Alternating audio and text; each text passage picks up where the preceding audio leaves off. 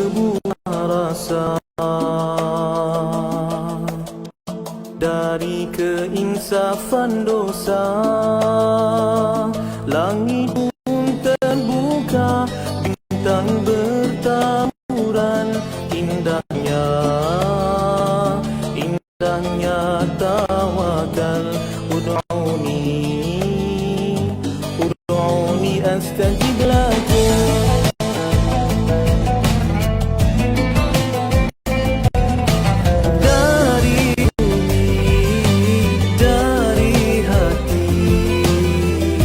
Penawar al-wahidah halalan tayyiban. Ya syafi, ya syafi, ya syafi, anta syafi. Ya syafi, ya syafi, ya syafi, anta syafi. Ya ilahi, ya ilahi.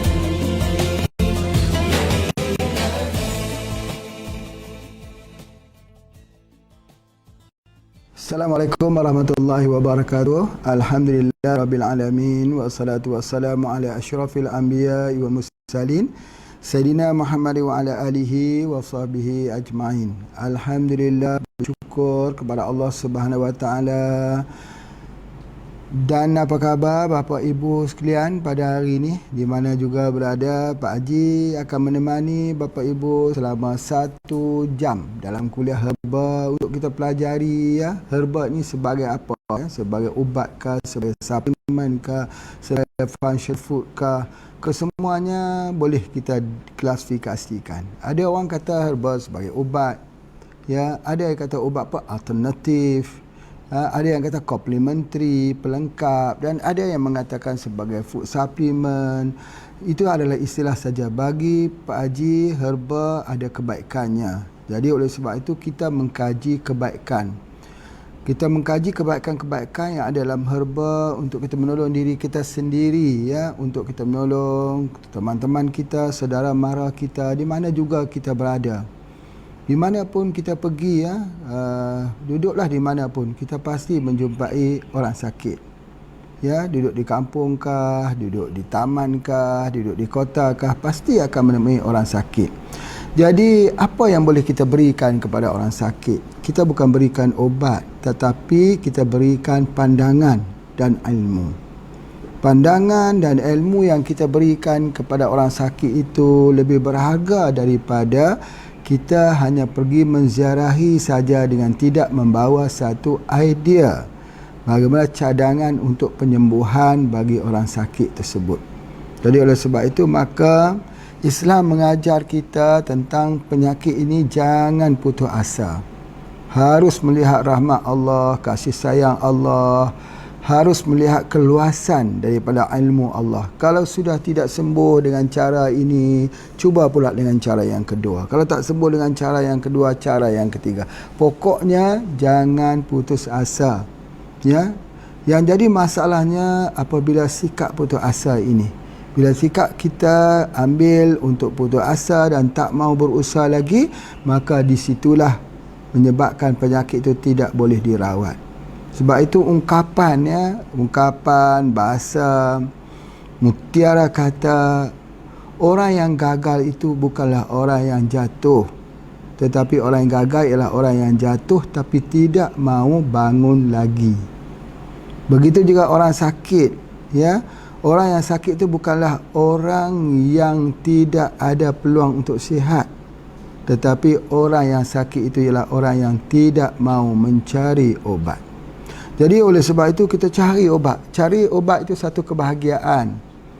Bukan kita cari obat tak sembuh, kita rasa kecewa. Jangan begitu. Jangan sampai begitu. Itulah menandakan bahawa Allah itu kasih dan mahu kita berusaha lebih lagi. Dan setiap yang kita usahakan ingat bahawa Allah itu Maha Pengasih, Maha Penyayang. Allah ingin untuk melihat usaha kita itu dengan kasih dan sayangnya. Ya, alhamdulillah. Pada hari ini Pak Haji akan bercakap tentang satu tajuk iaitu thyroid. Dalam bahasa Malaysia, kalau bahasa Indonesia panggil tiroid. Ya, apa pun insya-Allah kita bisa faham. Hormon thyroid atau tiroid ini ada pada satu kelenjar seperti kupu-kupu kat leher kita ini.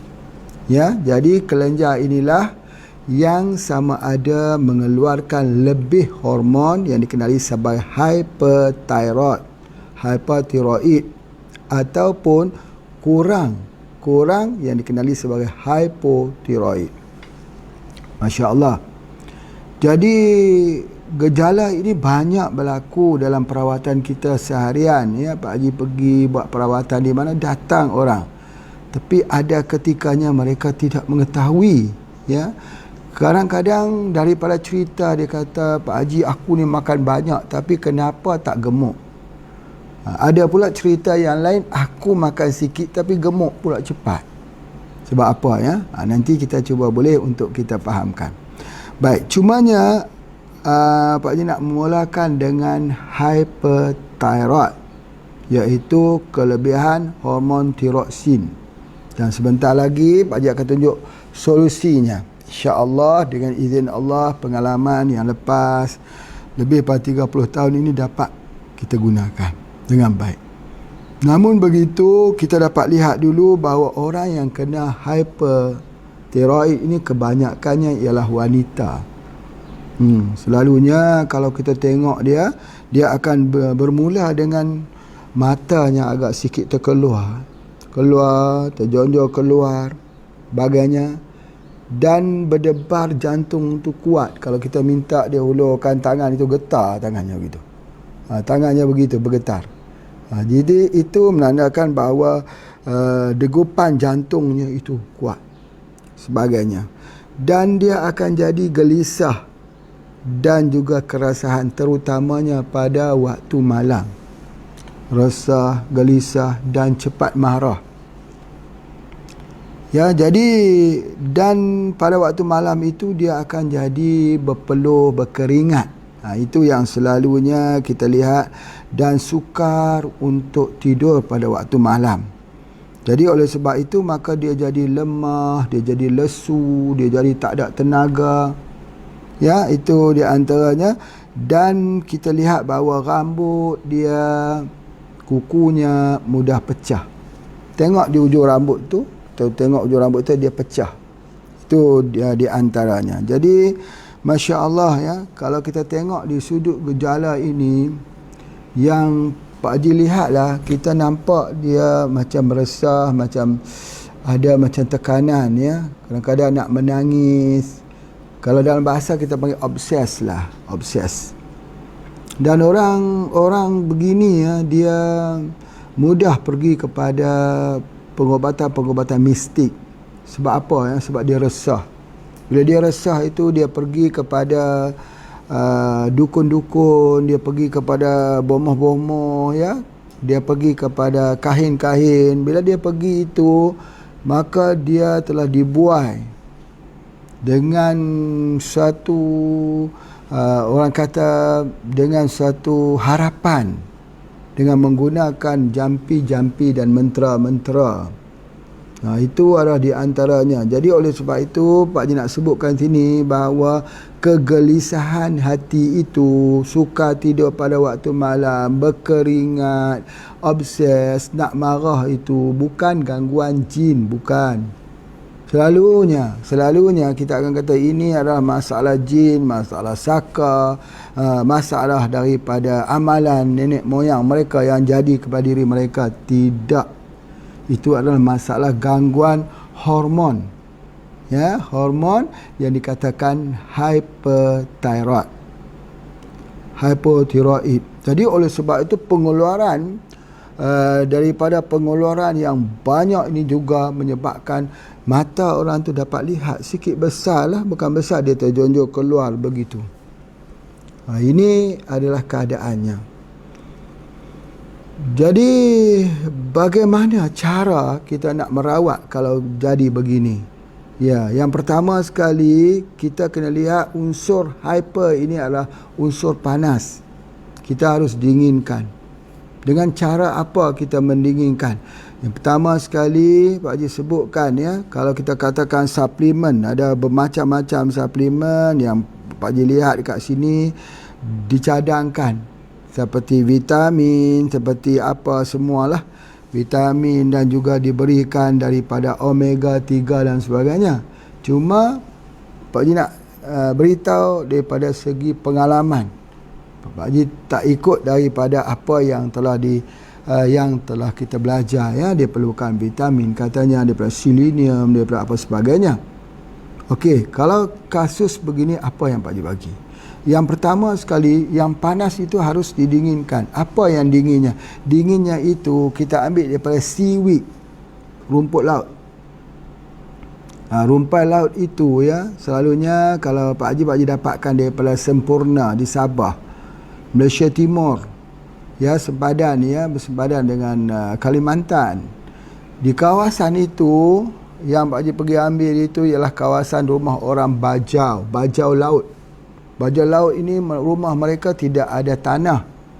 Ya, mereka duduk di atas laut, dan mereka tidak ada kerakyatan. Mereka tidak ada warga negara, bukan warga negara Indonesia, bukan warga negara Malaysia juga. Mereka duduk di tengah laut. Rumah mereka tengah laut, dan mereka di situ mengambil daripada rumput-rumput laut itu. Dan yang Pak Haji lihat rumput laut itu, insya-Allah kita tengok kalau ada video nanti Pak Haji sharekan videonya. Dia ada yang berbentuk, yang berwarna kuning, ada yang berwarna coklat, ya. Itu ada di antaranya. Jadi oleh kerana sebab itu seaweed ini, rumput laut ini, maka kita balik bersihkan dia. Bersih dia, buangkan dia, kemudian kita masak dia untuk jadi macam agar-agar.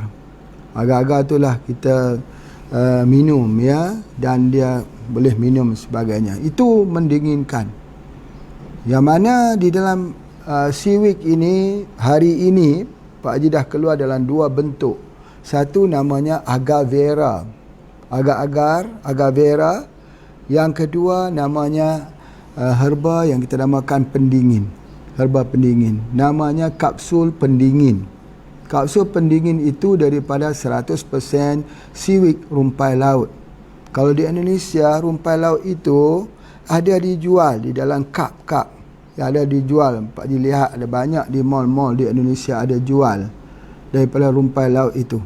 Ya, rumpai laut itu dibuat agar-agar untuk berbuka puasa juga dijadikan begitu. Dulu Pak Haji mengeluarkan agar vera ini supaya menggantikan agar-agar yang ada di pasar.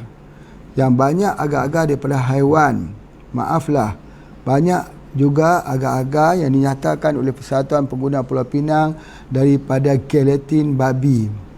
Jadi alangkah ruginya, ya, orang berpuasa pada siang hari, kemudian berbuka puasa, dia berpuasa daripada yang halal, berpuasa daripada yang halal, tak makan walaupun halal, tapi ketika berbuka makan yang haram. Itulah timbul ideanya, maka kita membuat agar vera. Tapi agar vera itu jadi functional food. Dia jadi sumber pemakanan untuk jadi obat. Apa dia? Seaweed salah satunya.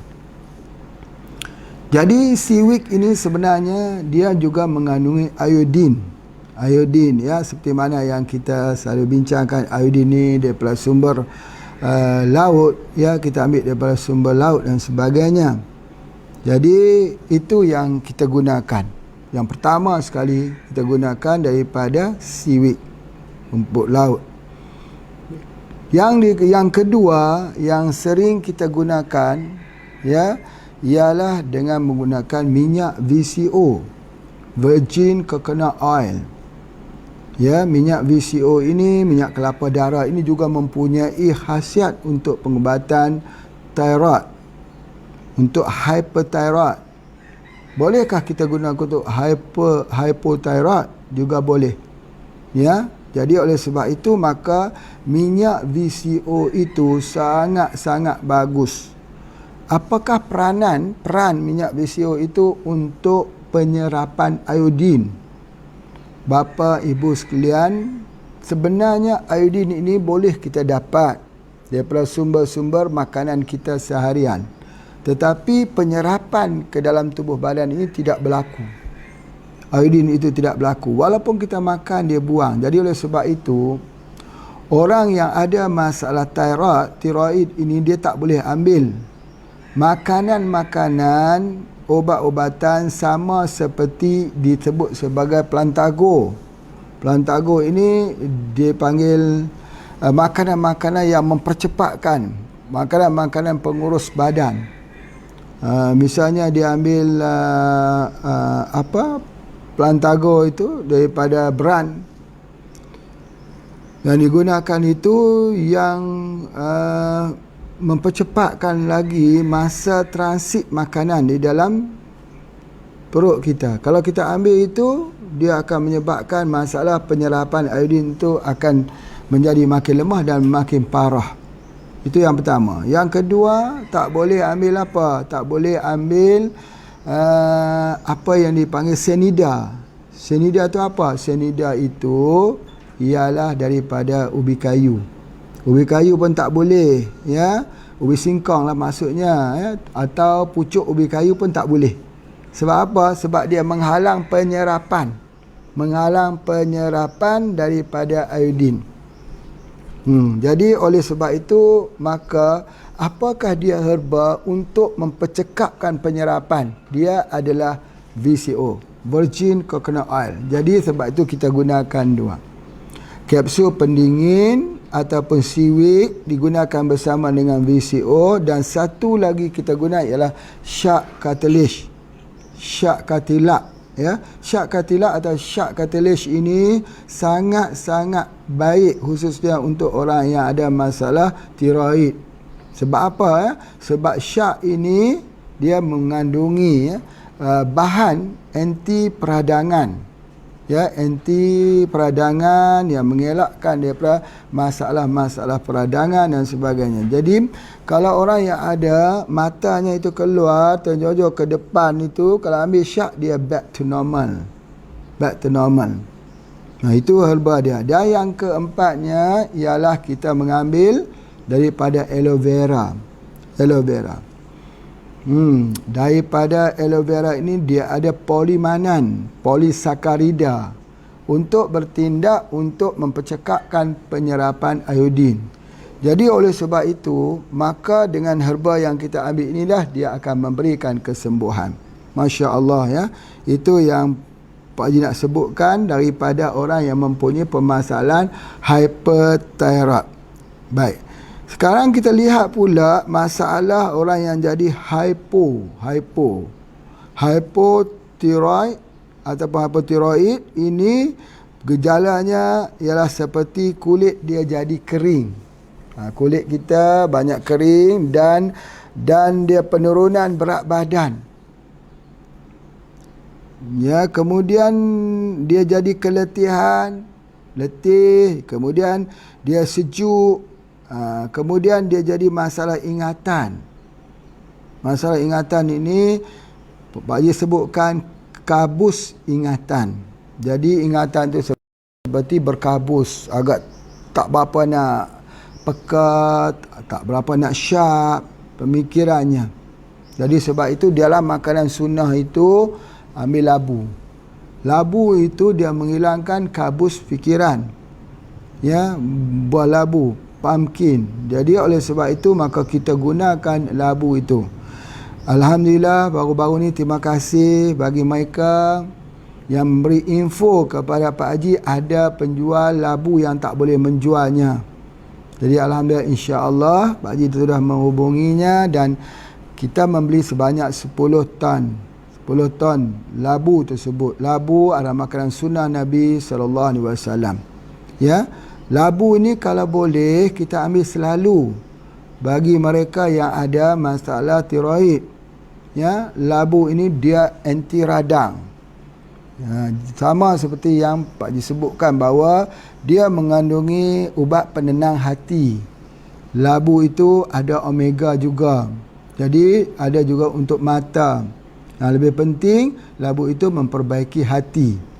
Itu sebab itu yang kita sebutkan. Kemudian begitu juga orang yang ada masalah sembelit. Ya, sembelit. Orang yang hypothyroid ni dia sembelit dan juga kemurungan. Murung. Sedih ya kalau kena hipotiroid di peringkat awal, murungnya berpanjangan sekali. Murung saja, negatif saja. Pak Haji selalu sebut dunianya hanya hitam putih saja. Kesian. Ya, kesian. Sebab apa? Sebab dia tidak tahu. Yang jadi masalah dalam hidup kita ni, kita tidak tahu apa yang kita tidak tahu. Bila kita sakit, kita tak tahu kenapa aku sakit. Yang dia tahu, dia tidak gembira. Dia menganggapkan tidak gembira itu satu lumrah hidupnya yang sudah ditentukan tidak gembira. Sebenarnya salah. Tidak gembira itu kerana ada permasalahan tidak gembira. Jadi oleh sebab itu dia adalah hipotiroid. Jadi bagaimana cara dia untuk kita mendatangkan kembali kegembiraan di dalam hidupnya. Itu di antaranya. Kita gunakan juga daripada syak katilak ini. Itu di antaranya. Kemudian termasuk juga dia rasa lemah, selalu jatuh. Ya, dia sama nak jadi seperti orang yang ada anemia, masalah kurang darah, ya. Dia akan jadi simptom-simptom begitu, dan jantung dia berdegup perlahan saja. Ya. Jadi dia tak boleh terkejut, tak boleh kalau berita-berita yang mengejutkan dia boleh jatuh, ya. Itu di antaranya. Jadi oleh sebab itu maka untuk mengatasi masalah ini, maka herba apa yang kita cadangkan? Selalunya kalau yang Pak Haji akan bagikan seperti mana yang satu yang sama. Hypo, sesuatu yang sama. Masya Allah. Cumanya ada suplemen yang Pak Haji lihat dekat sini ialah tentang omega 3. Menarik ni tentang omega 3 ini. Jadi kita ada kapsul soft gel omega 3. Ya, omega 3 itu daripada 3 sumber. Satu dinamakan Solomon fish. Solomon. Ikan Solomon, King Solomon. King Solomon tu King Sulaiman. Ya, dalam bahasanya orang namakan King Solomon. Ya, dia mempunyai omega 3 yang terbaik dan terbanyak. Yang kedua kita ambil daripada mackerel fish, daripada ikan tenggiri biru di Finland. Ya, seperti mana yang Pak Haji sebutkan, ketika musim membeku di Finland itu teruk membekunya yang tebal, pada ketika tersebut ikan itu bisa survive, bisa hidup di bawah bekuan air tersebut. Bagaimana cara dia hidup? Dia banyak mengeluarkan minyak. Dia memproduksi minyak dalam keadaan dia berpuasa. Dia tak makan sebab membeku. Pada ketika itu, ketika kita ambil, kita akan dapat minyak yang maksimum daripada ikan tersebut. Jadi itulah minyak omega 3. Kalau kita tahu tentang omega 3 ni, selalunya yang Pak Haji belilah ikan tenggiri biru ni, kita balik, kita goreng dia. Tak mau kering dia. Kita bakar dia. Tak mau kering dia. Sebab apa? Dia berminyak terus. Itu namanya omega 3. Jadi ketika kita ambil omega 3 ini, kita ambil dia, maka omega 3 itu sangat-sangat baik khusus untuk hyperthyroid dan hyperthyroid. Sangat baik. Boleh digunakan. Jadi itu di antaranya. Kemudian apa yang Pak Haji nak sebut lagi, omega 3 ini juga boleh kita ambil dia satu lagi, iaitu selenium. Selenium ini satu mineral dipanggil the powerful antioxidant. Antioksidan yang sangat kuat. Biasanya ada di atas Gunung Merapi. Selenium. Tanah-tanah Gunung Merapi seperti di Jogja, di Pulau Jawa, di Pulau di semua di Indonesia itu kebanyakan duduk di atas api. Ya, jadi ada gunung berapi di bawahnya, kebanyakannya tanah itu mengandungi selenium. Jadi selenium ini banyak dalam mengkudu. Selenium banyak dalam tumbuh-tumbuhan apa yang ada buah, ya. Kita ambilkan banyak yang ada selenium. Jadi oleh sebab itu kalau kita ambil mengkudu ada selenium. Jadi orang yang ada thyroid boleh ambil mengkudu, kapsul mengkudu, sebab dia ada selenium. Masya Allah ya, Masya Allah. Begitu juga dengan tanaman-tanaman yang lain yang kita tahu mengandungi selenium. Antaranya habatus sauda, dia mempunyai selenium. Boleh kita ambil. Masya Allah ya, itu yang Pak Haji nak sebutkan. Kemudian seterusnya, dia boleh mengambil daripada sumber daripada zinc. Di sini Pak Haji tengok ada dia kata sumber zinc, vitamin A. Ya, zinc itu kita tahu, kita boleh ambil daripada sumber zinc itu juga daripada daripada telur ayam, daging, ya, dan biji labu. Biji labu itu adalah untuk juga sumber daripada sumber zinc. Cuma Pak Haji nak sebut dekat sini bahawa thyroid atau tiroid ini kita ambil juga kopi radik. Kopi radik sangat-sangat bagus. Apatah lagi kalau kopi radik black radik. Ya, kalau yang lain pun boleh, sebab di dalam kopi radik sama black radik, radiko ataupun kopi radik merah itu, dia juga mengandungi mineral copper dan zinc. Ya, di mana mineral ini adalah juga berfungsi untuk hormon tiroid.